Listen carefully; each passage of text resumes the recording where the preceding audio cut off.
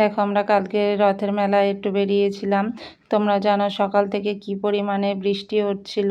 তো আমরা প্রথমে ভাবলাম হয়তো বেরোতে পারবো না।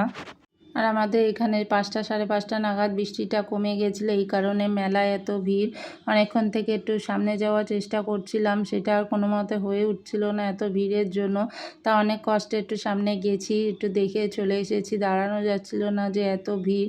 আর বৃষ্টিটা যেহেতু ভগবানের কৃপায় কমেই গেছিলো, এর জন্য রাস্তাঘাটেও খুব ভিড় ছিল। আর সেইভাবে আমি রথের মেলায় কোনো সময় এইরকম ঘুরতে বেরোই না, এই ফার্স্ট টাইম বলতে পারো।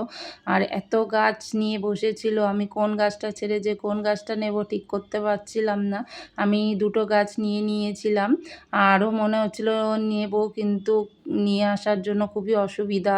তো দুটো গাছ নিয়ে নিয়েছি। আর দেখো এত বড় বড় রথ যাচ্ছে, আমরা গাড়িটা নিয়েও বেরিয়ে ভুল করেছি।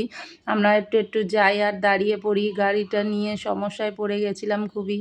রথের মেলায় তো পাঁপড় না খেলে চলে না, দুটো পাঁপড় নিয়ে নিয়েছিলাম। আর দেখো আকাশে কি পরিমাণে মেঘ করেছে, আমি শুধু আকাশটা দেখছিলাম যাতে বৃষ্টিটা না চলে আসে। এখান থেকে কিছু খাবার নিয়ে নিয়েছিলাম বাড়ির জন্য। আর আমার মেয়ে একটা খেলনা কিনে নিয়েছে, দেখো এটা। আর আমি দেখো গাছগুলো নিয়ে এসে বাড়িতে সাজিয়ে দিয়েছি।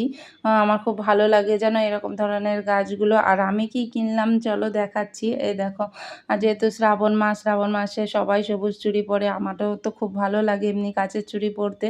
তো এত পরিমাণে ভিড় ছিল, তোমাদের ওখানে দেখাতে পারিনি, তো আমি এই চুড়িটা কিনে নিয়েছি। কেমন হলো অবশ্যই জানিও। Bye bye.